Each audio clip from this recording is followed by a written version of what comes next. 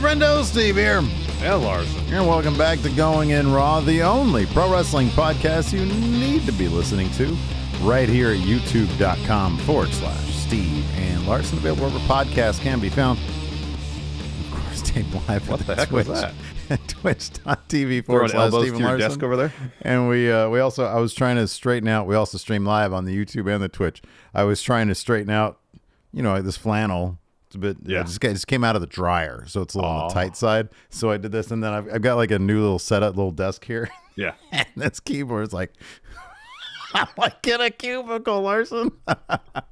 Anyways, welcome to Going In Raw, everybody. Hopefully everybody had a great weekend. Do we have any programming notes? Because you're going to go on like vacation this weekend, right? So there's a couple things. There's AEW. The recap will be Thursdays. This Thursday for sure. Good chance that's going to be the new normal. I think we can AEW just, recaps dude, Thursdays. listen, man. We can just call it here. We're getting all our nights back. Yeah.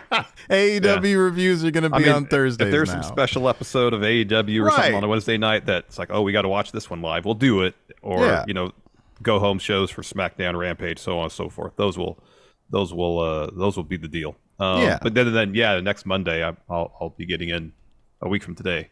Kind of like early afternoon, so I guess we should probably shoot something in advance so we don't. Okay, all right. Okay, so but otherwise, everything else should be normal. Everything's normal this week except for the AEW thing. All right, cool, right on. If you're in the Northern California area, please stay safe. Lots of rain out here. Out here.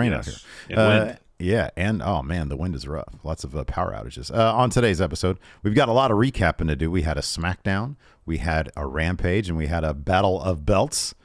Triple H is going to call in at the end of the episode to preview tonight's WWE Raw. We'll see if his mood is any better after the huge news that Vince McMahon has returned to the WWE to pursue a sale of the company. Speaking of which, Larson. Yeah. Speaking of which, we got some insider news on that. We don't have insider Other news. people did, and we're going to talk about insider news. Yeah. So we'll start with this. Of course, yes, Vince is back. He comes back with the notion, at least this is what he says, that he's going to pursue a potential sale of the company. And so I guess the next question is, who's going to potentially buy WWE? So early Saturday, CNBC published an article which stated that WWE had, quote, hired J.P. Morgan to help the company advise on a potential sale, according to people familiar with the matter.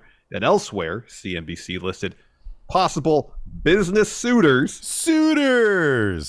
for WWE, including Comcast, of course. That's they are the current broadcasting partner of WWE for Raw, NXT, and all of WWE's content on Peacock. Yeah.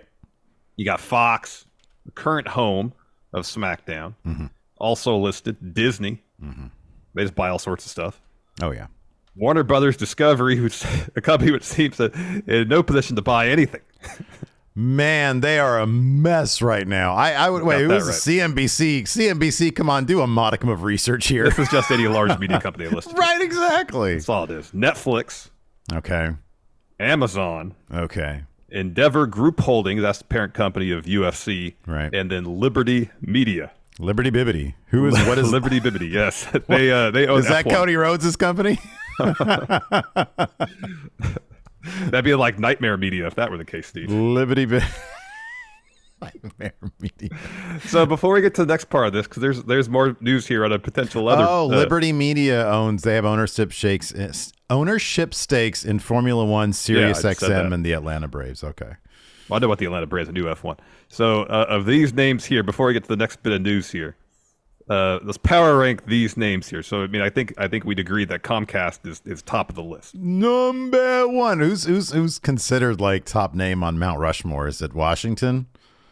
I don't know who's first in. I think it's Washington. I think Washington's like historical problematic issues with our founding founders notwithstanding. I think Washington's like prime. That's going to be Comcast. Comcast is going to be the main guy. All right. So then after that, you think probably Fox, because there's a broadcast relationship there, maybe pre-existing broadcast relationship. I would. Yeah, go ahead. I'd say Amazon's probably third. I would say Amazon's second, to be honest with you. Amazon's second, maybe. They're making a push into the live sports.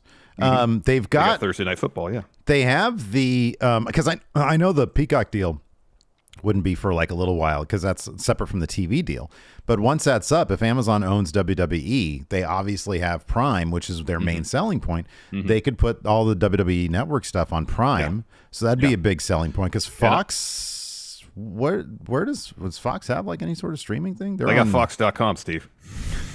I mean, they're like their stuff is on Hulu, I think. Yeah, I think so. So go back to Amazon. We were wondering the other day, like what kind of reach Amazon has, and I can't source this because I read it in passing. Awesome. I think it said that Prime had 200 million subscribers. Okay, yeah. And Netflix is a little bit above that. Okay, yeah, but like Amazon is, obviously got the NFL deal. Yeah. So they're actively and the numbers on that are pretty good apparently. Yeah. So like I feel in my opinion, Amazon would be number 2 just because of how they're positioning themselves, with the streaming service, with trying to get into live sports. And more than any other company on this list, they have the means to do it. They have all the money. They have all the money. Yeah. So I'd put them 2. Fox would be number 3, but I mean, a case could be made for Fox to be 2. I think we could agree that Warner's is absolute last. Warner's is under Steven Larson. I was going to say you and I would be above Warner Media or Warner Brothers Discovery. Get out of here, computer. Going in Raw has a better chance of buying WWE than Warner's Discovery at this point. I have more money in my wallet than they do in terms of like positive liquidity because they have nothing but debt. I know. They could only afford to release like 2 movies this year. I know. They canceled the movie that was shot. That was completely filmed. Just for the tax write-off. Just for the tax write-off. So I don't know much about Liberty Media, but here in chat, Chris Kaufman says, I trust Liberty. They've done wonders with the Braves. So the Braves for a number of years weren't very good. Now they're perennial contenders. They just won a World Series, I think, 2 seasons ago. Okay. So, yeah, I don't know if they have like a ton of money and if they have like big ownership stakes in things like Sirius and the Braves and what's the other one? Formula One. Yeah, F1. Yeah. I mean, I guess, and then Endeavor. Is Endeavor the one that used to be? Was it WME? Yeah. Okay. I mean, I don't know. I couldn't say. I don't know. I mean, they, some places just like to own stuff, I guess, and that's what they're doing with UFC. But I don't know what their financial status is. So who knows? But yeah, I mean, dude, clearly, look, this is gonna, in my opinion, this comes down to 3 suitors, and one of them is obviously Comcast. That's the biggest one, and then I think Amazon's a major player here. Has Netflix gotten into live sports yet? I forget. No. I mean, I don't know why they would do that. Fox, I don't know. I just don't see it with Fox. I'd say it's Comcast, Amazon, and then apparently Saudi Arabia's public investment fund. So late Friday, Front Office Sports had a report about another potential buyer of the company, Saudi Arabia's public investment fund, the Saudi Arabia Public Investment Fund. Bankrolled, is this pronounced Live Gulf or LIV Gulf? I think it's Live. All right, Live Gulf. And has served as majority owner of the English Premier League's Newcastle United since 2021. Front Office Sports notes, if the fund makes a run at WWE, it'll bring up again the question of whether Saudi Arabia is trying to, quote, sports wash away its history of human rights abuse and treatment of women, and adds, given Liv's ability to score U.S. Inability to score a U.S. media rights deal, there is a question of whether U.S. media companies would want to be partners with them. Of course, WWE has had no problems being partners with them. So I don't know, man. The Saudi thing is not like that. That's sort of like, well, they've done other big deals in the past and they have a relationship with WWE already pre-existing. I just have no idea. Obviously I think, let me ask you this. It sort of boils down to, does it boil down to simply who writes the biggest check? Or is there a legacy aspect involved that Vince McMahon would forego a bill to stay on Comcast or something like that?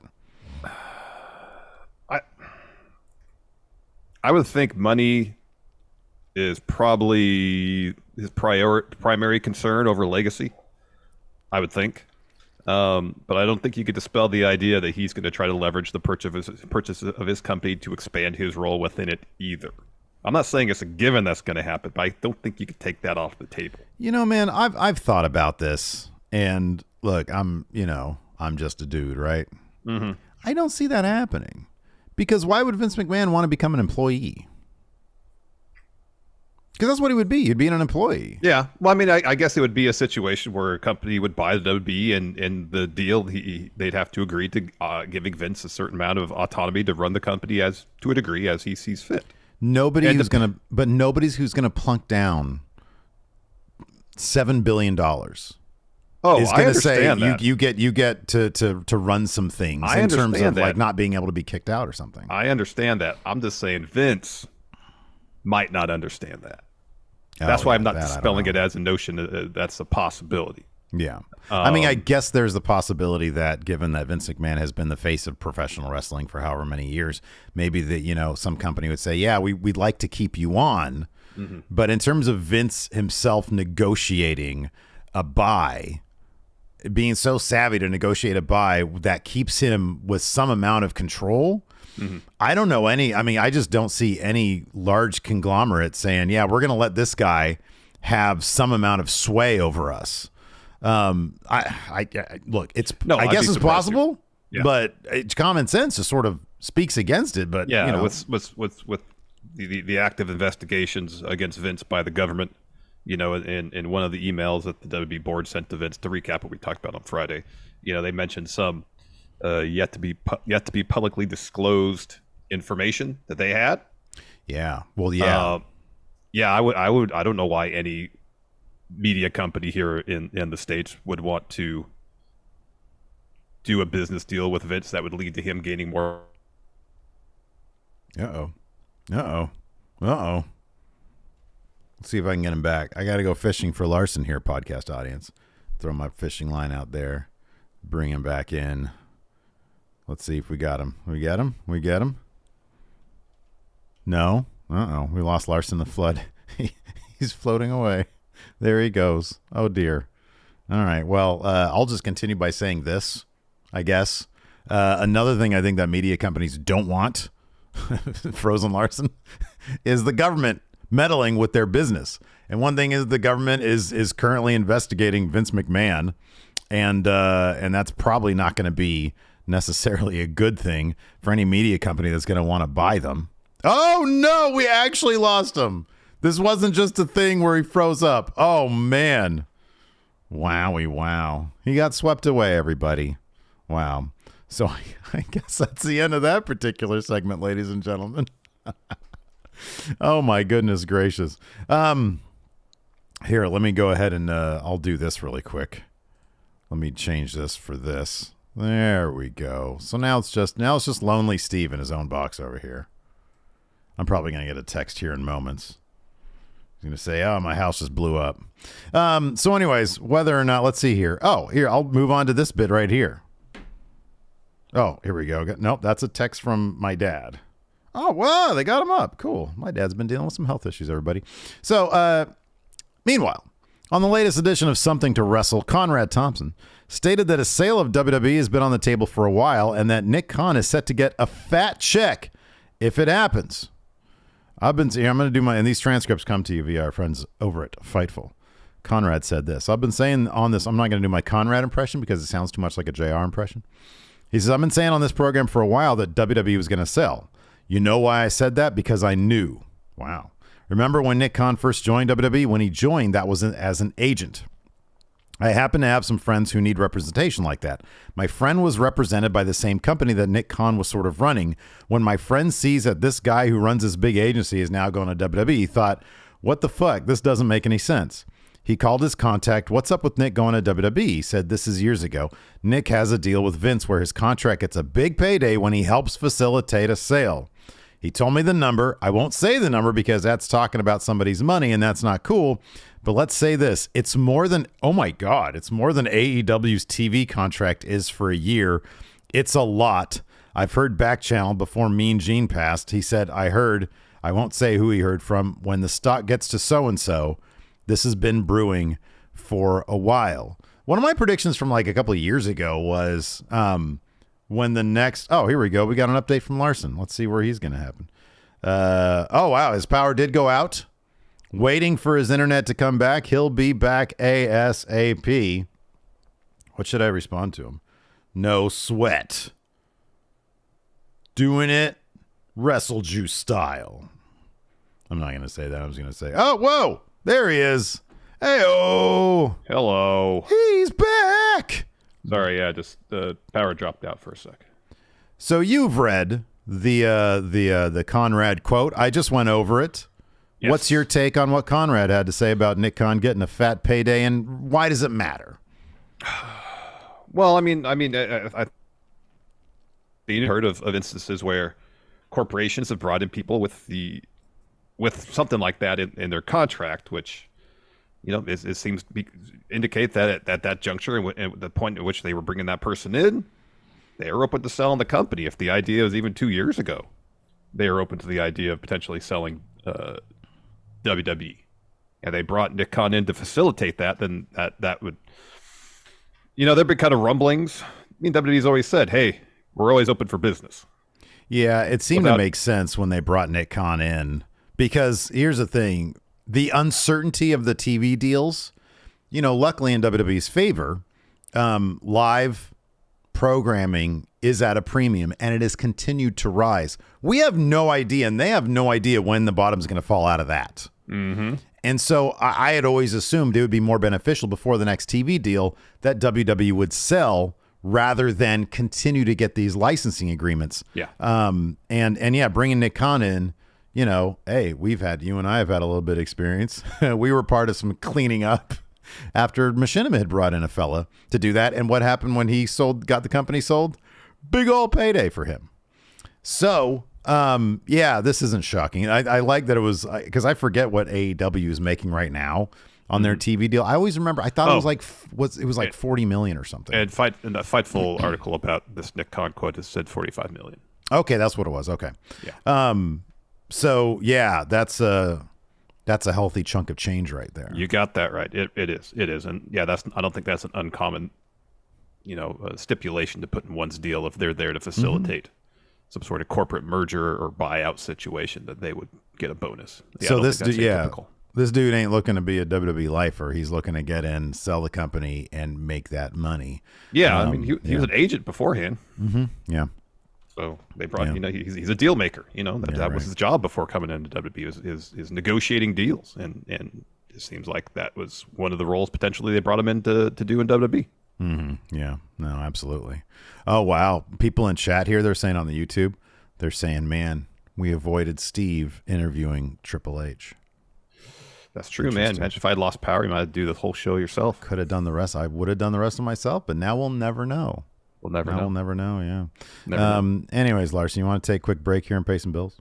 Let's do it. All right. So we're going to take a quick break here to get a word in from the sponsor of today's show, DraftKings. Larson, with Week 18 in the books, the NFL playoff picture is locked in, and my go-to place for wild card round action is DraftKings Sportsbook, an official sports betting partner of the NFL. That's right, Steve. And to kick off the road to Super Bowl 57, new customers can bet just $5 and get $200 in free bets instantly. Plus, all new and existing customers can get a no-sweat bet each day of the wild card round this upcoming weekend. That's right. What is a no-sweat bet, you may ask? Well, all you got to do is place an NFL bet of your choice, and if it loses, you'll get a free bet back up at $10. Action's so good, why bet the NFL playoffs anywhere else? Yeah, I'm really interested in all these NFC matchups this weekend, mostly because I want to know who's playing my Eagles in round 2. So if you want to get in on the action, download the DraftKings Sportsbook app and use code RAW. New customers can bet $5 on the NFL and get $200 in free bets instantly. Only at DraftKings Sportsbook with code RAW. Minimum age and eligibility restrictions apply. See show notes for details. We had a WWE Smackdown this past Friday night with more intrigue from the Bloodline. Yes. Roman Reigns going off on Sami Zayn, accusing him of wanting to be him. But he said, hey, man, you're not me. And then later on apologized for such talk. But he apologized not because I think he's sincere in his apology, but because he thinks he needs he wants Sami there for his match against Kevin Owens. He wants to keep Sammy close because if he pushes Sammy away, Sammy might go back to Kevin Owens, might rekindle that friendship, which would be a threat to Roman. I think Roman Reigns is all about spirit of competition, and he was genuinely sincere in his apology to Sami Zayn. No, I don't think there's any sincere contrition from Roman Reigns. Roman Reigns, he lacks all sincerity. I agree with you. Yes. So we're gonna get Sami Zayn versus Kevin Owens. Look, we're waiting with bated breath as to when it's all gonna fall apart for Sami Zayn. Obviously, we've got Roman Reigns and Kevin Owens, as announced in this episode of SmackDown, happening at the Rumble. That's been made official. But before that, we got to stop with Kevin Owens and Sami Zayn. I hope they give this match 30 minutes, man. Solid 30 minutes. Oh, I know. Because it's going to be an absolute banger. These guys just do absolutely phenomenal work. Clearly Kevin Owens is going to win this match next week. And I don't know what the story beat's going to be. I've been kind of surprised the entire time. I figured they'd be jumping him out of the bloodline sooner than later, but it's got to reach a boiling point somewhat pretty soon. But I don't know how it's going to go down, but I'm looking forward to it. Well, it's got to go down after the Rumble, where there's going to be a position where I would think Sammy has an opportunity to do something to really stick it to Kevin Owens. He doesn't do it. Or he hesitates before he does it.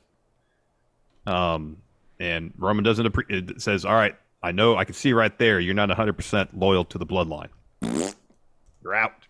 Yeah. You're out. But I think right at this juncture, if this match with Kevin Owens and Roman wasn't made, Sammy would have got the boot. Mm-hmm. Yeah. Yeah. Maybe as soon as next week. Yeah. But Roman feels like I need to keep Sammy close because if I don't, that makes Kevin Owens an even larger threat because he might try to, rekindle the friendship with the Sammy, and that could potentially be dangerous to my reign as champion. Let me ask you something.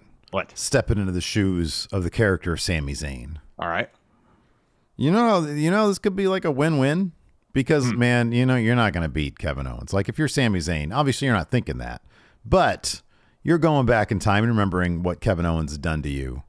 And if you want to guarantee to keep your spot, you don't think of this as a, hey man, I have to win this match. You got to think about it. I'm going to go in, I'm going to get myself DQ'd by taking a chair to this motherfucker and just wail away on him, saying to Roman, hey, this is a sacrifice I made. I could have won this match, but I decided to beat the crap out of him, to send a message to him, to soften him up for you in the bloodline. Mm-hmm. That's what I would do. Yeah, that makes sense. But he's not. He's got to be frazzled at this point. He's not going to make good decisions like that. No, he's not. He's not. I mean, because part of the thing is not just, hey, I'm going to soften up Owens for you, but I think Roman demands excellence. Mm-hmm, yeah. From everybody in the bloodline. They all got to carry their weight. They all got to level up, as Jay likes to say. And I think part of that is accruing W's. Well, that's why you have the wise man call it a no contest, like they did with Xavier Woods that time. Mm-hmm. Be like, no, it's no contest. I didn't lose. Or like Roman last night. Well, I didn't lose. Yeah. Or on Friday, sorry. Yeah, I didn't lose. He lost. I didn't lose. Let's see here. What else happened in this episode? We had a Royal Rumble qualifying match with Ricochet and Top Dollar. Of course, Ricochet won that. Afterwards, Hit Row, I guess, solidified their heel turn by putting boots to Ricochet. Braun Strowman comes out and shoos them all. Yeah, he ran with a sense of urgency. He did. You could see the pain in his face, too. I feel for that guy. No. Don't have him run. He doesn't need to run. He doesn't need to run that fast, especially. Like, running a little bit to do the Strowman Express thing on the floor with the shoulder tackles and such, that's fine. That's a healthy jog right there. Yeah, absolutely. Yeah, but a full-on sprint, no, he doesn't need to do that. Right, yeah, absolutely. What else happened on this episode? There was a lot of talking on this episode, I felt like. Yeah, there was. There was a really fun tag championship match at the end where that was really good. Drew and Sheamus. What's their new name, Steve? Was this actually said on the show? I think so. Was it during like the bar scene? I think if not that, then it was on social media they said it. Or is that just somebody having fun in our chat? Somebody I had you heard it elsewhere? Yeah, I heard it elsewhere. The Banger Bus? No, Banger Brothers. That's what Is that going to be their vehicle though? The Banger Bus? Maybe. Inappropriate. Yeah, John Thon says Banger Brothers is the name. Oh, wow. All right. That's fairly inappropriate. Anyways, man, where's Jim? Are you sure? So I've had texts about JR. We're certain not going to do that? Even in light of this Banger Brothers thing? You know the damn answer, Steve. I assume it's still no? Yes, it is no. It will be. It is now and forever will be no. Before we get to the recap, by the way, I'm so glad Maggie's here in chat. Hi, Maggie. We got presents from Maggie. We did. They were awesome. Awesome. More presents. Yeah, Dr. Simi. We got some Dr. Simis now, man. Nice. Going so right. excited about this. Right there. Right to my desk back. She also got us some Del Taco hoodies. Oh, Maggie's our awesome. champion. She's great. Maggie's our champion. Anyways, how did SmackDown start this week? It started with Bloodline. Well, it started the same way Raw has started of late, and that's with the Bloodline come out to ringside and just busting shit up. So then Roman comes to the ring. He drops a promo. Says, of course, Memphis, acknowledge me. And, of course, they do. Roman tells Heyman, we're going to start things out a little differently tonight. I'm going to give you, crowd, what you want, because I want to hear from the honorary Uce, Sami Zayn.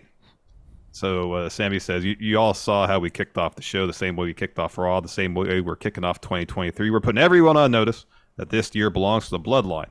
We are starting 2023 off right. Sent a message on Raw where Solo won his match with the Usos and I won our match. We're sending a message all this year. And Roman goes, yeah! Like his LA Knight, yeah. His LA Knight. Says, but I don't really care to talk about this year. I want to talk about what happened last year. I don't know if you tuned in last week, but Sammy and I had the biggest SmackDown match of the year. And what do you think happened? Some say we lost. That was an amazing laugh from It really Roman. was. And that's something I don't understand because the tribal chief doesn't lose. So I had to think on that and really think long and hard. And I didn't lose. He did. He being Sammy said, my shoulders weren't on the mat. His shoulders were on the mat, so I didn't lose. I don't really care about that, but what's really confusing me is why did you call your shot?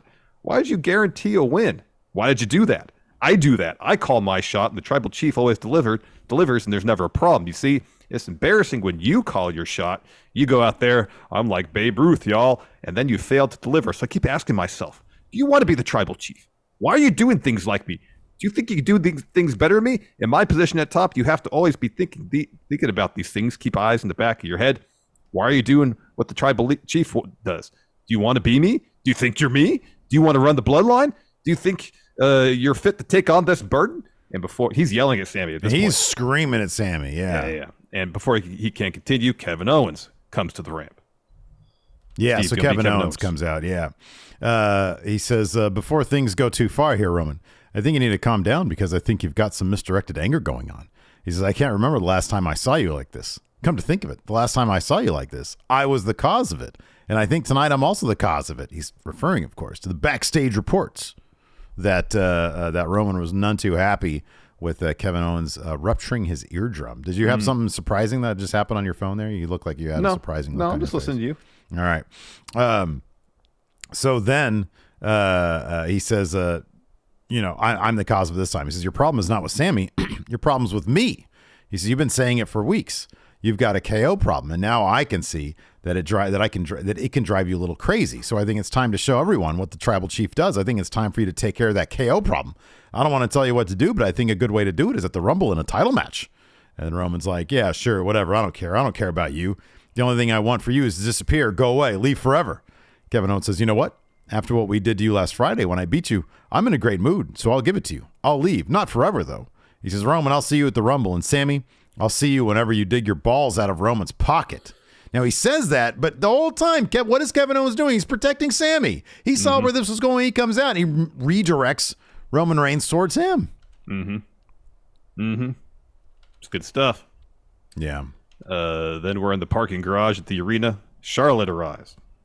Ooh, nice car, too. I don't know what it was. It was a nice car. It was a nice car. And then we get Kofi taking on Santos Escobar. We go to earlier in the day. Kofi's about to do an interview. Santos steps in and says, year after year, highlight after highlight, this man's performances in the Rumble are nothing short of legendary. As much as I've enjoyed watching him in the Rumble, I will enjoy eliminating you. And he continues, this might be hard for you to accept, but this is Legato's time. He's holding up his watch and right in Kofi's Fancy face. watch. Yeah, and Kofi says, "Get that watch out of my face," and pushes his arm away. Well, then Wild and Del Toro step in, and Kofi's like, "Well, what are you two of you gonna do? Yeah. Why are you hiding behind them?" And that just leads to this match. Let's fight. And then they had a fight. By the way, I want to point this out really quick. We've got 474 people watching right now on the YouTube. You guys can do us a huge favor. It always helps the show. If you just hit that like button, that thumbs up right there, be sure to click on that subscribe button as well, so you never miss your Going In Raw notifications. This match is a lot of fun. Of course, they did a bit here where they teased a Rumble escape. So like Kofi finds himself on the outside on the apron, and he gets knocked off, and he his feet are still on the apron, and he gets on his hands, and then I forget if it's Woods or whoever, but he then like transitions his feet over to the steel steps. So they're like, ooh, Kofi's doing Rumble stuff. It's Rumble season. In the end, Kofi hits a boom drop, sets up for Trouble in Paradise. Del Toro gets on the apron to distract the ref. Wild grabs Kofi's ankle. Woods comes over, and he's like trying to like get them to stop doing that, but Zelina Vega gets in his way. She's distracting him. And then, Wild grabs Kofi's ankle. Santos hits an enziguri, follows with a Phantom Driver to get a big win over the former WWE champion. Yep. Then we're backstage. Sammy is waiting outside the Bloodline locker room. Knocks. Paul Heyman comes out, and Sammy's saying, "I got to talk to Roman. I have to explain. He's the tribal chief. I'm not trying to be him. I'm not trying to do anything. I got to explain everything to him." And Heyman just says, "Now is not the time." So the Usos walk by to enter, and they're just all looking at Sammy like, sorry, maybe next time. And Heyman says, "Remember last week I told you that life on the island of relevancy means staying 3 steps ahead at all times. But right now, even 3 steps down the road will be bad timing. But hey, I still love you." I still love you. Yeah. After that, we had a Liv Morgan promo where she declares for the Royal Rumble. She says, "The Rumble, 30 women fighting for the same spot. Sounds like total chaos, and luckily for me, I live for chaos. Entering the Rumble last would be the easy thing, but I'd enter first and beat the crap out of every superstar." She's losing. You can't advocate for being first, Liv. You want to be last. You want to get that advantage. Is the whole point? Look, the whole point is to beat up a bunch of people. The whole point is to win and go to WrestleMania. Yeah, I know. I know. Come on, but she thinks she can do both things. Only what? Well, she says, "Watch me." 2 people recognized have done that. There's a third. Well, didn't Ray and HBK, I think, right? Yeah. Didn't Edge come in as one of the first 2 when he? Oh, did Edge do that too? Yeah, I think Edge did it. All right, there you go. So then okay, so there's also a fourth that did it. But Yeah. I don't talk about him anymore. So next we got LA Night interview. I think you did this one last time. I'm going to do it this time. Oh, okay, fine. Yeah. I love that every week he's nonplussed about being in this weird feud with Bray Wyatt. He's always got that spring in his step no matter what. Oh, every week he seemingly is happier about it. He is. Remember how it used to be like Bray Wyatt, get a feud with him, you change like Finn and shit and Seth. LA Knight, there's nothing for him to change. No. Unless he's going to become Maxim Male Model again. He's totally one-dimensional. He said, "I found myself earlier today walking through Memphis, and I thought to myself, do I really feel the way I feel? Yeah, I feel damn good. Not because I'm in Memphis. Nobody feels good about that. I feel good because Bray Wyatt's plan blew up in his face when he couldn't keep his goons in line. Gets dropped on his head for his trouble, and now all I have to do is walk into the Royal Rumble, kick around the remaining pieces, and by the end of the night, yeah, nobody's going to be talking about Bray's return incels. Everybody's talking about one thing, LA Knight. Because at the Rumble, when the lights go down, Bray's lights go out. And that's not an insult. That's just a fact of life. Yeah. Yeah. Oh, man, he's so happy. Maybe that's why Bray has targeted LA Knight. Because he's like, man, I don't think you're a real person. He's like Hilton. He's like, I don't think you're a real person, man. LA Knight he's kind of the Hilton of the fucking WWE, isn't he? I can see where the case could be made. Then we got Karrion Kross and Scarlett. Their first match in WWE. Yeah, this is cool, yeah. Taking on Riddick Moss and Emma. Down towards the finish, Scarlett hit an exploder. That gets her a 2. So Emma responds with a butterfly suplex, like a sliding drop kick. Covers. Karrion Kross breaks up that pin. So Emma slaps him. And so he starts backing her down into her own corner. Riddick Moss tags in. So he hits a couple shots. He runs the ropes. Scarlett trips him up. And then Kross hits him with the clothesline. cross hammer, and then puts on the cross jacket to get the win. And then he puts Rey Mysterio's mask on Riddick Moss. Ooh, man. So I saw Emma and Madcap. One of them was on like Twitter or something. Yeah. And they posted a picture of them, both of them. And they said, what would you call this tag team name? Mm-hmm. So Larson, what would you dub Emma and Madcap Moss?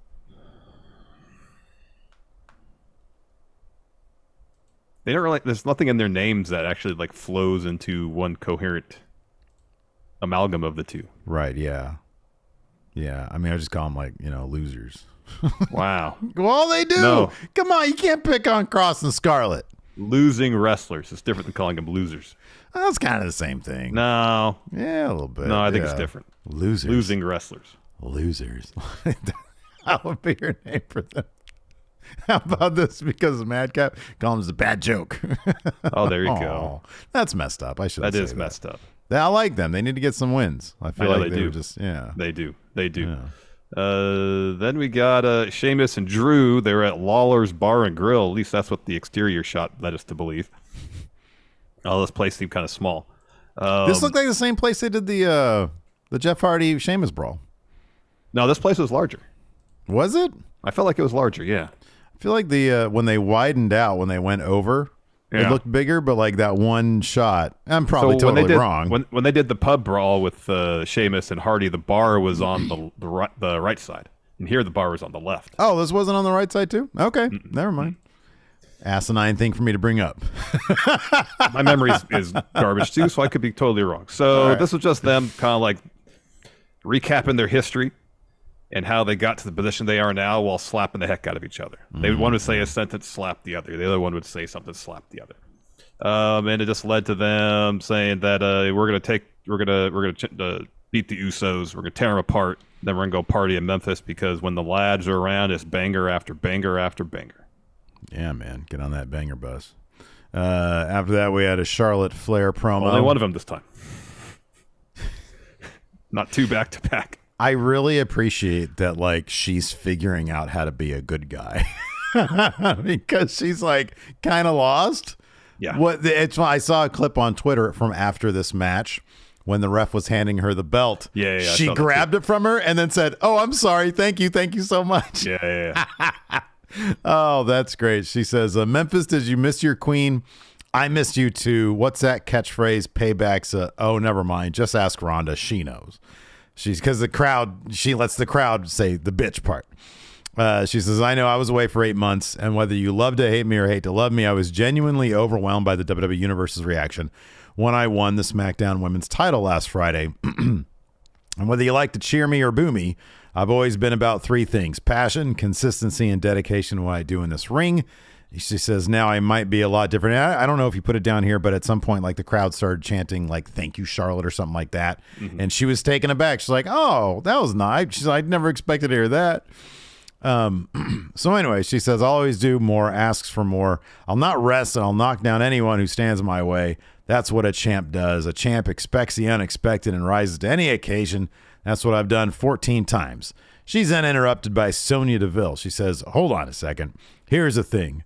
The hillbillies here might not be bright enough to see through your lies, but I do. You're bragging about being a 14-time champ, but I think there should be an asterisk on number 14. What, you beat a half-dead Ronda? Congratulations." And then crowd chants, "Whoop that trick." And then Charlotte starts cracking up and says, "I think they're calling you a trick." Somebody says the question is, how would you fare against a fresh fighter?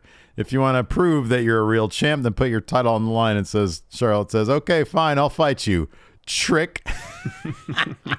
Which honestly, trick is like one of the fucking best insults you can level at somebody. Mm-hmm. Anyway, we had that match next. It didn't last very long.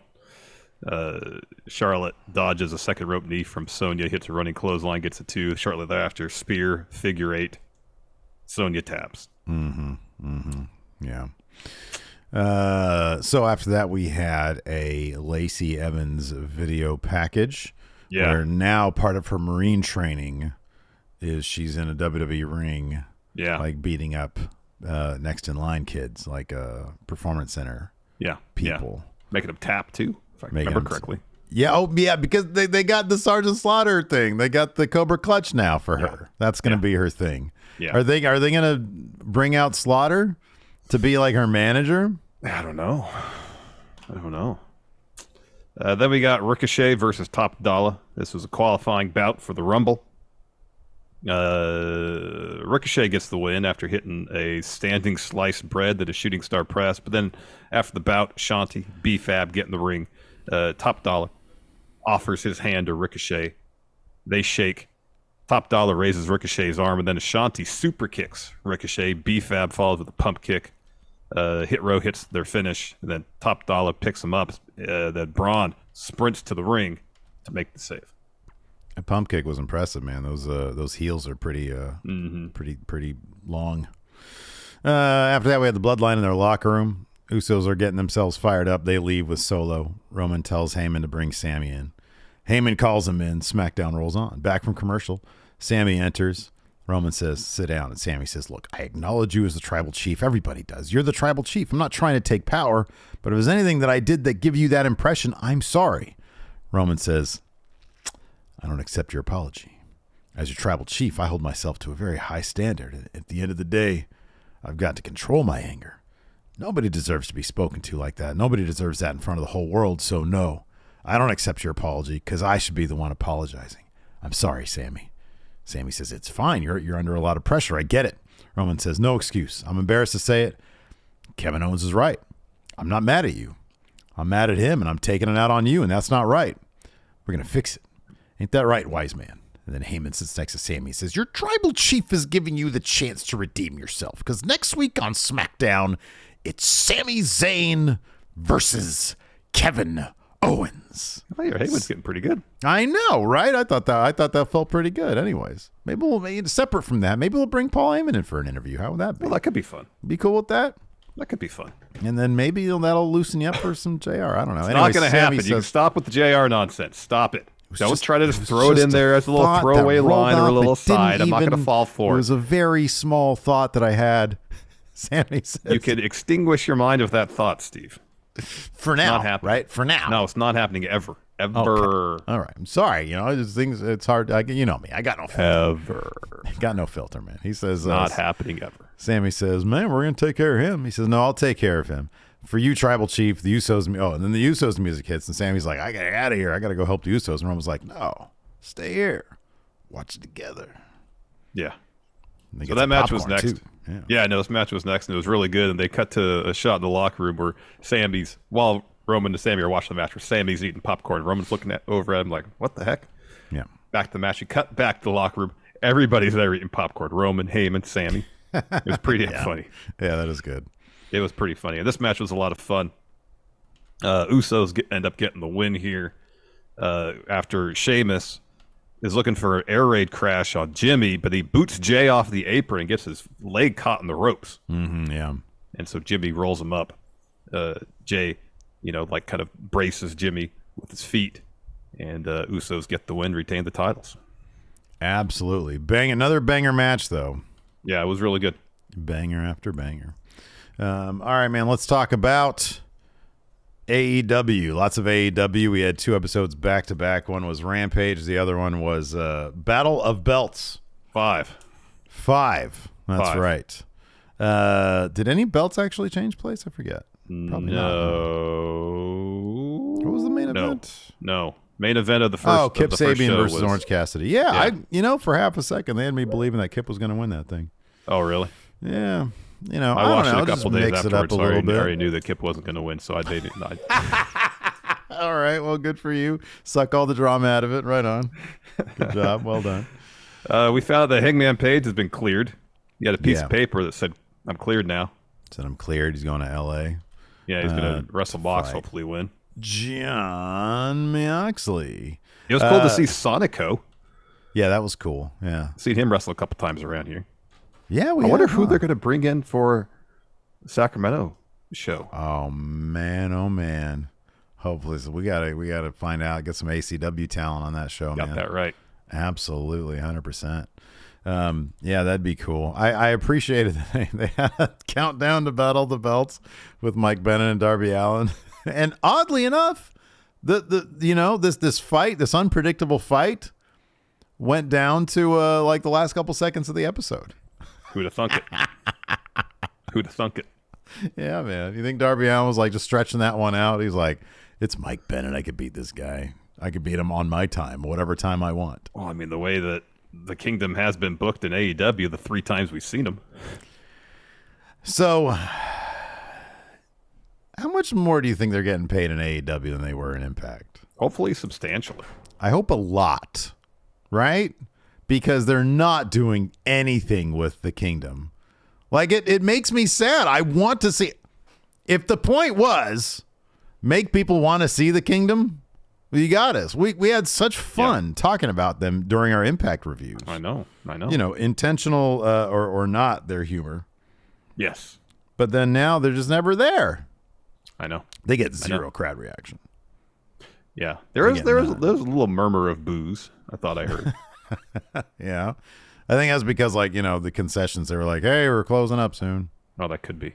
Yeah. Boo as the Kingdom are coming out. Oh, that could be.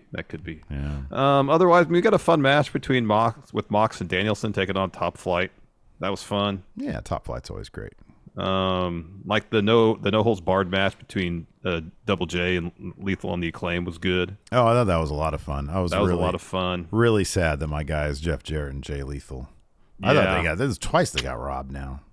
Well, things happen. Two times, man. I thought the Jade Cargill Sky Blue match was a lot of fun. Yeah, that was cool. That was good. There's a lot of good wrestling, but just dude, I actually thought the Kip Sabian Orange Cassidy match was really good because Cassidy was done with his shit. I always like, they've set Cassidy up really nicely so that you expect all the familiar shenanigans. Mm-hmm. But in this case, it's similar to the Shibata match. He was not in the mood. No. Not in the mood to do that stuff. He just wanted to beat this dude's ass. And I thought it was a really, really well-booked match. I thought Kip Sabian needs a lot of help in making anybody care about him. And I thought this match did all right with that. I don't know if I haven't been like his biggest fan, but I thought this was a really good story-based sort of match. Yeah. No, it was a quality match. Nothing to complain about from the match perspective for sure. Let's jump into Rampage. Opened up with Jon Moxley. Bryan Danielson taking on Top Flight. Mox and Claudio had a really fun match with Top Flight. This match, too, a lot of fun. Mm-hmm. In the end, Bryan Danielson gets the win here. Hitting Darius with some Danielson stomps, puts on the Regal stretch to get the W. Yeah. Match of Danielson's be winning everything between now and February 8th. Actually, between like it, now and Revolution, he's probably going to win everything. Yeah, I'd be shocked if he lost anything for a while. Oh, yeah, I'd be super surprised. Then we got a Hangman promo. He says, I got the papers the doc need to clear me right here. Mm-hmm. A bunch of papers in his hand. Says, I was starting not to care what they said anymore because if I couldn't knock Mox out in the ring, I was going to beat your ass in the parking lot. Because this is not the sad, mopey Hangman sob story you want to be. This is a story of Jon Moxley after 3.5 years finally getting his ass handed to him.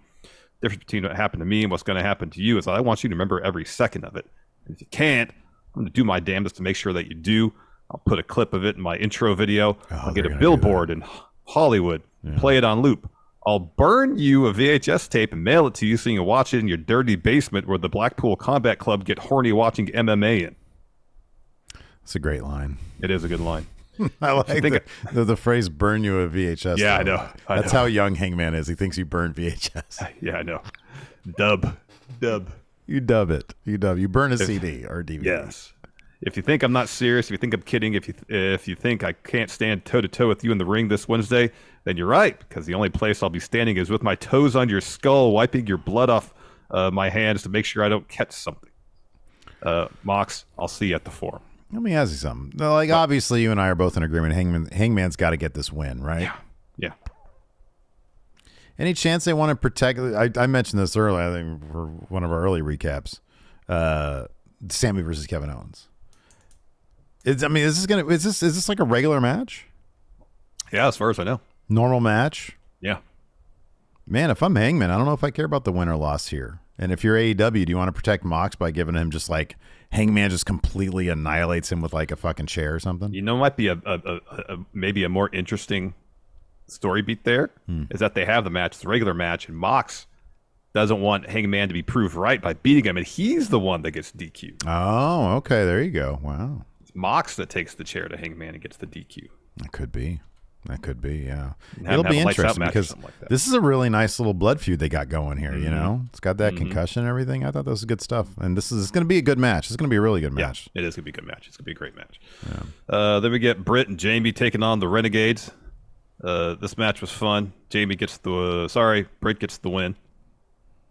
Jamie hits a sliding clothesline on, I'm sorry, I didn't note. I think it's Charlotte.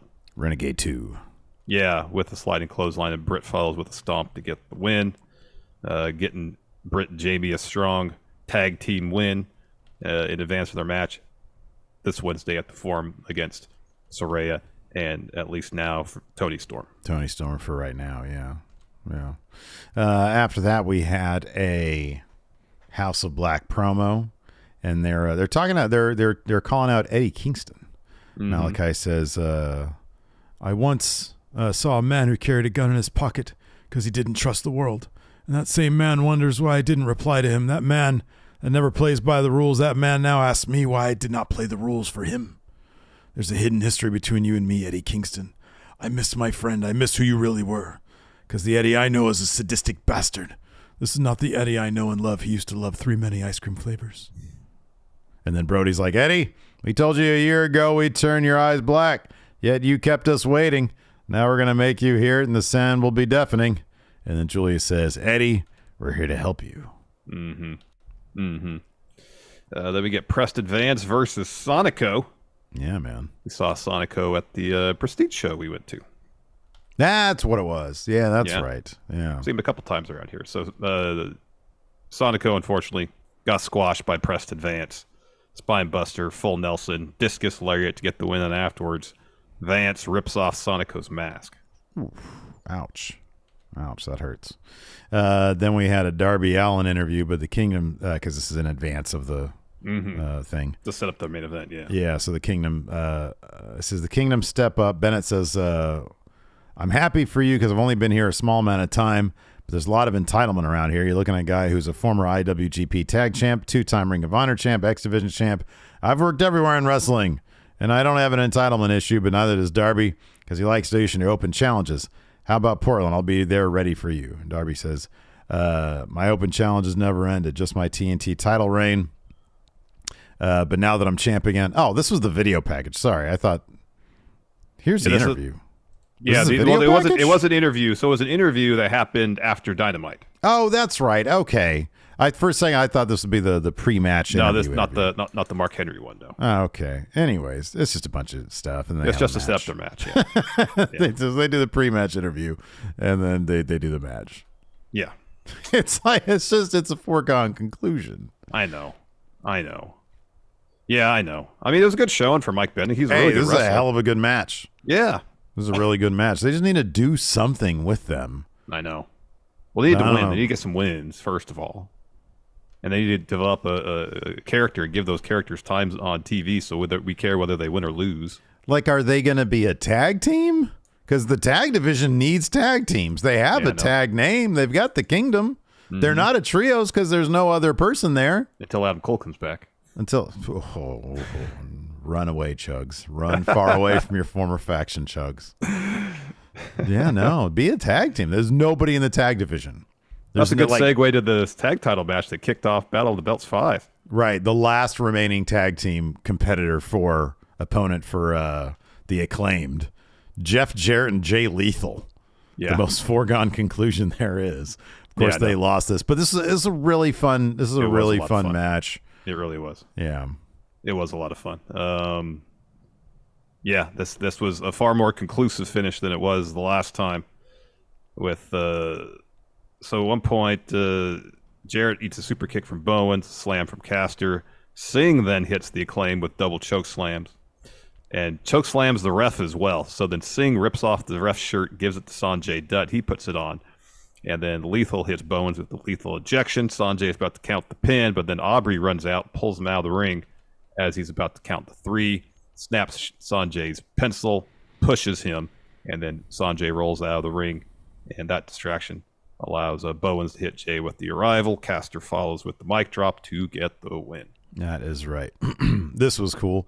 Powerhouse Hobbs had a promo. He says, for weeks, and he's got the book. He's got the literal book of Hobbs. People have been asking me about my new book, the Book of Hobbs. He says, this book is sacred to me. Everything, every single thing that's happened to me is in this book. Every ounce of blood I've shed, every single ounce of pain is in this book. And everything that's happened to me is going to happen to you. You can get this book at Barnes & Noble or on Amazon right now. You can get it for your Kindle as well. Yeah, I was going to ask if they're a Kindle edition. Yeah, you can read it on an e-reader. Absolutely. He's getting it adapted to graphic novel form. Oh, wow. Rumor has it he's got like some movie. I'd watch that movie, The Book of Hobbs. Oh, hell yeah. I like this next bit here is an Ortiz and Eddie Kingston promo. And Ortiz is just upset that House of Black is not calling him out. Yeah. Just calling out Eddie. He's like, hey, House of Black has a real issue with speaking in riddles. All I kept hearing, though, is Eddie, you're sick. Eddie this, Eddie that. Not once they mentioned me. I'm Ortiz. So, Eddie, what's up with that? He's getting mad at Eddie.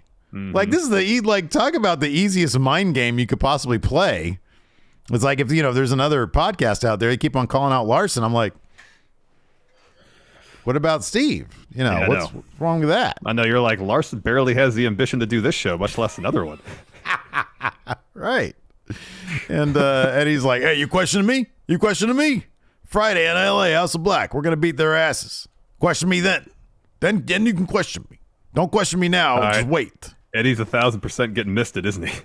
Yeah, he's going to get misted. He's going to get misted. They should have him do the Dom thing where he gets misted like two separate times, like in each eye. So Yeah. he's blind Eddie Kingston. Yeah. That'd be kind of cool. Yeah. Then we got Jade Cargill versus Sky Blue. Early on, Sky Blue was actually putting up a pretty good match because she was able to counter all of Jade's power moves with roll-ups. Yep. And of course, Jade would kick out of all of those roll-ups. But in the end, Jade gets the win. That transition to Jaded was awesome. Yeah, that was really well done. That was awesome. Yeah. That was awesome. So Sky's looking for a springboard, and then Jade catches her. And then goes, I think, for powerbomb position to fireman carry to Jaded. I think that's kind of the sequence of events. But it was all like she didn't put Sky Blue down at all. She just powered her up, held her there, and powered her in a position to hit it. It was great. Yeah, it was super seamless. I'm looking for where's Sky Blue? Wait, has Sky Blue not? She has not been actually signed to WWE. To AEW. She hasn't gotten the graphic. She's not. Well, she's not on the roster page. Huh. Hold on, am I? She's on the tier 1 deal? deal? Oh, my bad. I'm sorry. I thought I saw some. Oh no. Right about that. Is it the other way? Hold on. Yeah, I do not see her on the roster page. That's shocking. She is there all the time. She's always on TV. That's crazy. I was going to look up her record because I was like, oh, I bet she gets a lot of wins on Dark and Elevation. Yeah, wow. I guess she hasn't gotten the All Elite graphic yet. I thought she had by now. Is Abaddon, are they injured right now? Because according to this, Abaddon has she has a 0 and 0. Well, 2023. It's only 9 days old, so I guess. Yeah. That's what I believe I'd heard. Yeah. Wow, Abaddon is 39-3 for their career. Wow, that's nuts. That's a really good record, and they're never on TV. Mm-hmm. What's up with that? Yeah, I know.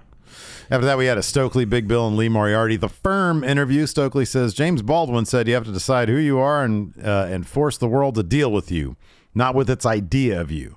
Now, Hook, Jungle Boy, I know you're not the brightest. You're a few fries short of a Happy Meal, so let me explain to you. Everyone and their mothers think we're not a force to be reckoned with. We are. So I think it's very appropriate that you want this tag match to be in LA because Los Angeles is where entertainers go to die. So on January 11th, Stokely Hathaway, Big Bill, Lee Moriarty, we're going to put you in the dirt. Then afterwards, we'll see you at the crossroads.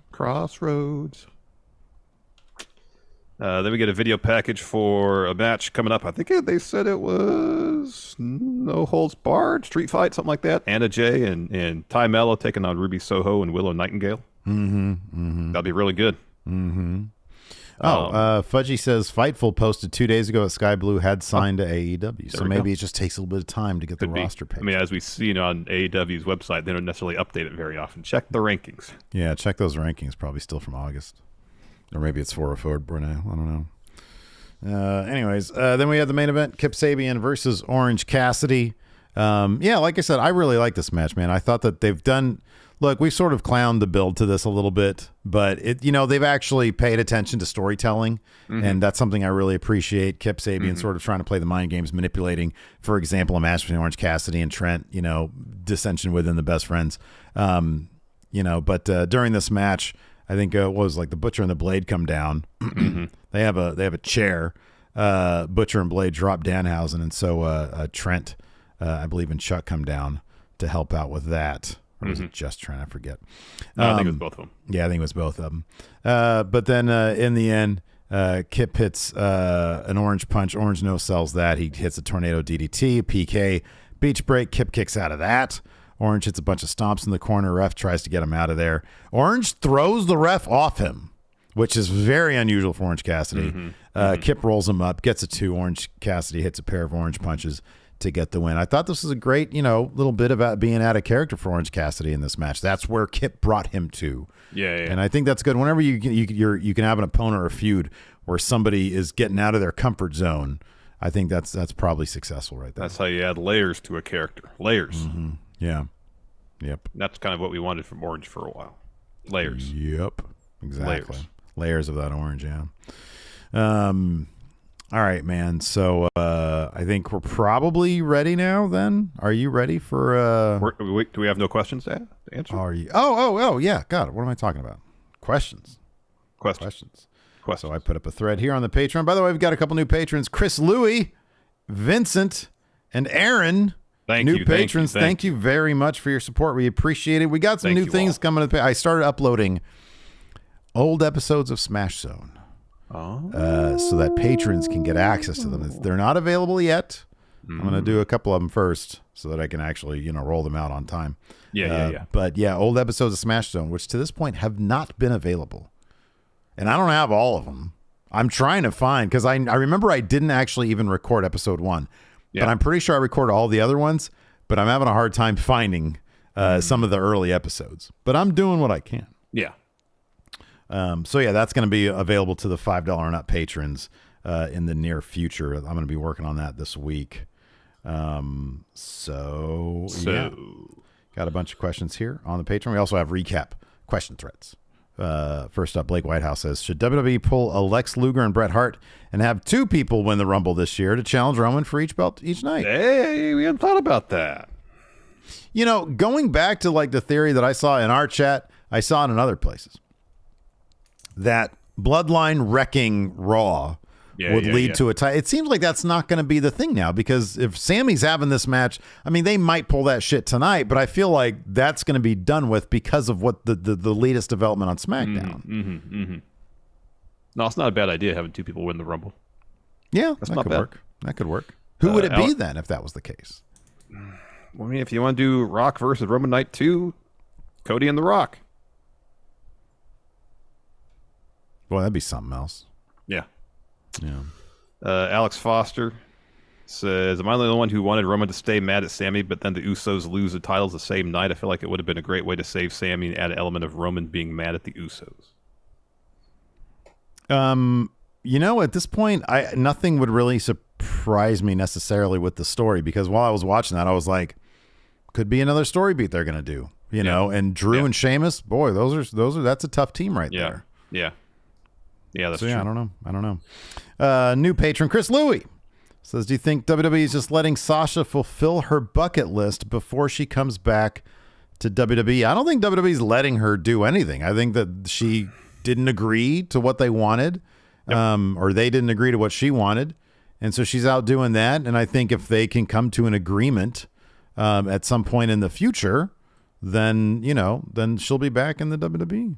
Yeah, if that's what she wants to do. Yeah.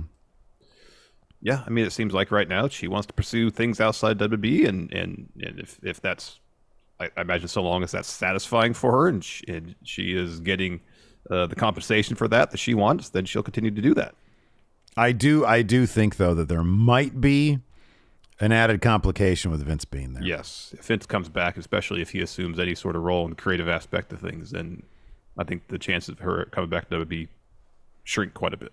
If I would say this, if a couple months goes by and the sale really does get fast tracked, because now, especially with JP Morgan involved, it's like that's got to be serious. You know what I mean? It's going to happen on Monday because I'm not going to be here. Yeah, it could be. Mark my words. Yeah. Oh man, I think it's probably going to happen then too. I think this sale is probably going to happen fairly quickly, like corporate quickly. You know? Yeah, if it happens, it's going to happen pretty quick. Yeah, and I think we'll catch wind pretty quickly in terms of what role Vince would have with the company moving forward, if any. Yeah. I think if all this stuff gets settled and Vince is out of the picture by SummerSlam, I think that's probably when we'll see Sasha Banks back. If Vince has an active role with the company, even after the sale, I would be kind of shocked if that happened. Yep. I don't think she would be back. Yeah. Dog authority figure. When Jade takes her first loss, should it be a clean loss or protect her with someone cheating to beat her? Clean.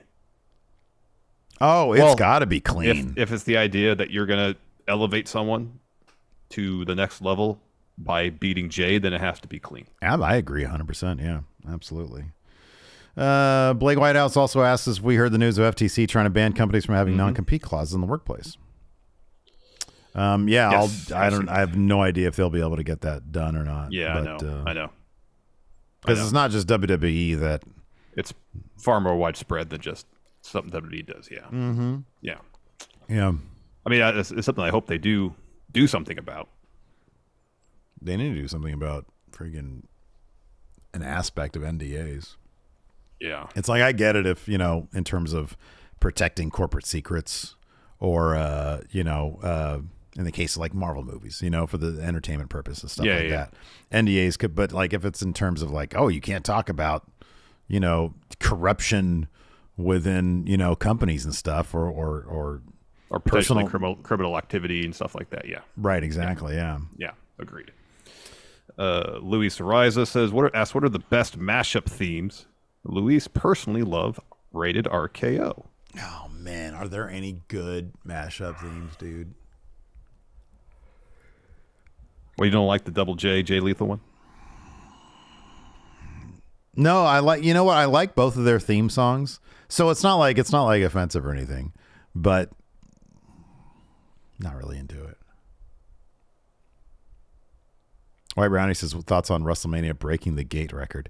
Not shocking given how much they're charging for tickets. Yeah, I wouldn't be surprised if Ticketmaster's making a fortune on that too, considering the extra charges they're adding to every ticket. Big money. It's ridiculous how much they add on to it. It's pretty dumb. It's pretty dumb. Let's see here. Cat Dad 7 says, what's the most embarrassing way for Reigns to lose the titles?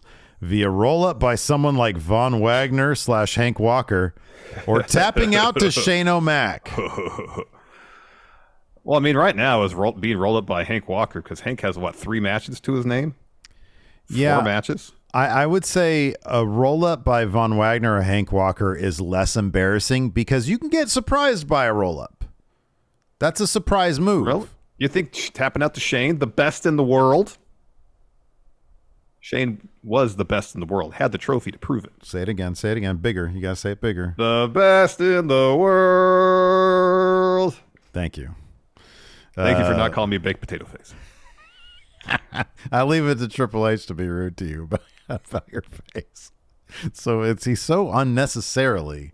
I don't think he realizes that he's being rude. Yeah, probably not. He calls me leathery. I don't care. Honestly, don't care. Nikyle says, is WWE trying to put us off with the reports of suggesting interest in Hikuleo and Tama Tonga instead of Jay White? No, I can see why they'd be interested in Hikuleo and Tama Tonga. Absolutely. Hikuleo especially, man. Dudes that big don't come around very often. Nope. And on top of that, I have no idea when Jay White's contract is exactly up. And yeah, that's an aspect of it too. Tokane says power ranked possibility. These people calling into going in Raw, Stone Cold, Regal, Tony Khan, bricked up Jim Ross. Jim Ross last, unless Steve does it because I want no part of that. Wow. Okay. But otherwise, Regal, Tony Khan, Stone Cold. I would say Regal is tops. Yeah, right. especially in like the NXT shows. Yeah.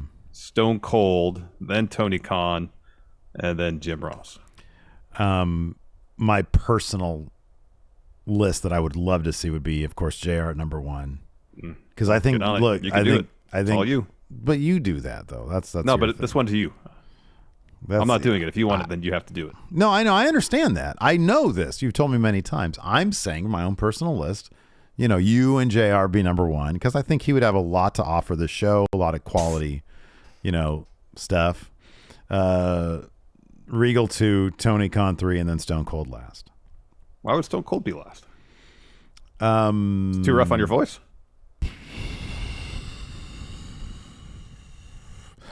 I've heard a lot from Stone Cold. He's been on my Wrestle Juice channel. Yeah.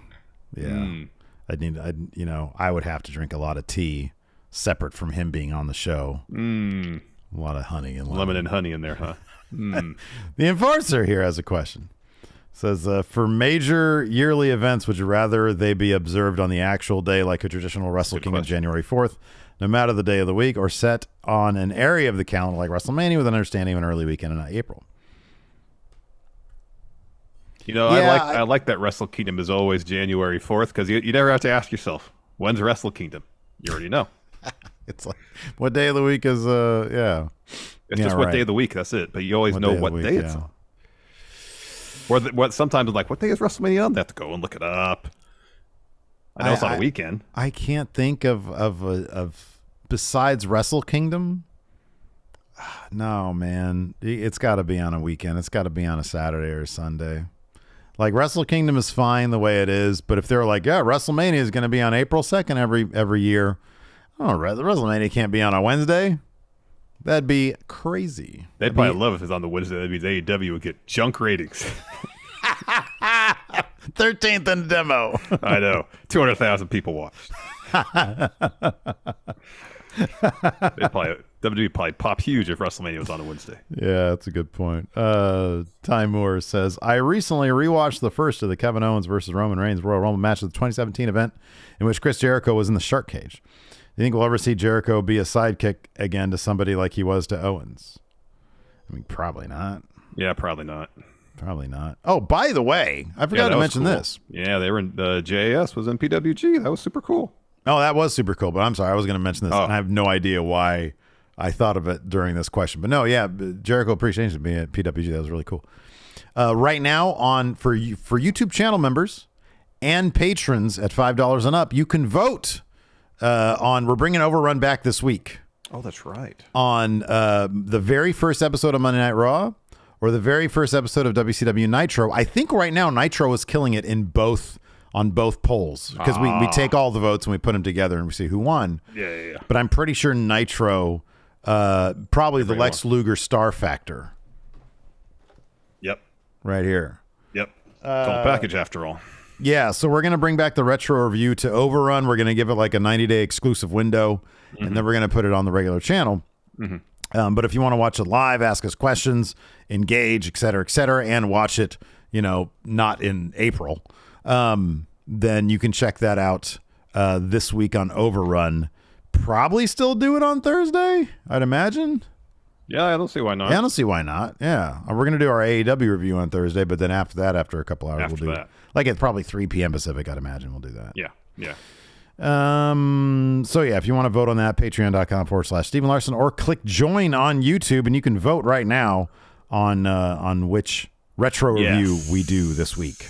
Mondo here asks, if Roman retains at Mania, does that ensure he will hold the title through the following Mania? In other words, is this reign too big a deal at this point to end any event other than WrestleMania? I mean, I don't see why you don't end it at WrestleMania Backlash. Oh, right. That makes sense. Yeah. WrestleMania. Yeah, it really does. Makes all the sense in the world. Yeah.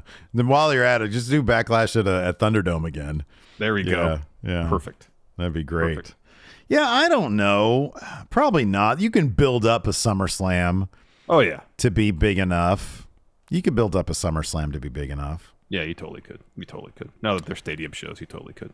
Yeah. David, we kind of answered this, considering the list of potential suitors for WWE to purchase them. If it's not Comcast, Who do you think should do so? Should? I mean, Fox should, because having it on network TV is great. I don't know what's going to happen to WWE if WWE on Amazon might tank the company. Yeah, I know I said plenty of households, like 200 million, Prime subs, but yeah, like saying, yeah, we're going all in on having all our programming on streaming service. Like, it's not 2033, man. Yeah, no. It's 2023. I don't think we're there yet. I don't know if we're ever going to get there. We'll get there, like in 10 years. Yeah, I don't know if streaming is exclusively going to supplant network and cable television. That's well, exclusively no. But in terms of being like where cable is now to streaming versus what streaming is to cable now, I could see in 10 years maybe that being flip-flop where cable still exists, but like, because cable's still a big deal. But streaming being like more popular, maybe that's inevitable, right? That's got to be inevitable. I don't know, because I think most people thought 10 years ago we'd all be the situation where everybody have the box next to their TV and just stream whatever we wanted off there. We haven't gotten there yet. You think Not so? for lack of trying, though. Yeah, man. I don't know. Everybody's gonna be burning VHS tapes. I guess so. Years. Yeah, I guess so. Be. All right. I guess we probably had Paul on hold for long enough. Yeah, we'll see what his mood like is today. What do you think his mood's going to be like? I don't know. Hope he got some rest. I hope so too. He'd be in a good mood. Yeah, I almost got too much rest last night. You know when you don't sleep only well you for a night? Could get too much rest. Well, have you ever been in a situation where like you don't sleep well one night and you're just like really tired and then you sleep like a rock the next day? Yeah, it's amazing. And you wake up and you're like, oh, I'm a little groggy because my body isn't quite used to sleeping that good. God, man, you're like the most Goldilocks zone person there is. Apparently. Do you like how razor thin is your Goldilocks zone for sleeping? Apparently, like within 15 minutes. Apparently. It's like a fucking it's like happens on the same regularity as a leap year. Yeah, pretty much. Once every 4 years, I get the perfect amount of sleep. One magical day every 4 years. Yeah. You get perfect sleep. All right. Well, you can talk about sleep patterns with Triple H here because we're going to let's do it. I got a bunch of paperwork, so let's go ahead and do this. Sure. Hello, hi. This is Triple H. This is Paul Levesque, the game Triple H. How you doing? What's going on? Hey, Triple H. How are you? I'm hanging in there. Good. I have gone 3 hours successfully without crying because, Dad's back and all that stuff, all that rigmarole. So far, day-to-day operations left untouched, but I'm looking over my shoulder. Because any moment it can happen. Yeah. Yeah, I hear you. It's just an old man and his whims. Well, if you ever need another virtual hug, just let me know. We're here for you. I could use a steady stream of virtual hugs, but it's not gonna change the game because Dad's in control again. He brought a whole army of yes men with him. That George Barrios guy, you see the picture of him? He looks like he's created from the same people who made Barbie. He's got like a weird head of hair, and I don't know. I don't want to body shame or hair shame or anything. He's just a weird looking guy. Have you been getting good rest? Have you been getting good sleep? Yeah, man. I got 7.5 hours last night. Not enough. Not 8. 8 is the magical number. Have you ever had a thing where you like don't sleep good one night and then you sleep really good the next day and it makes you kind of groggy?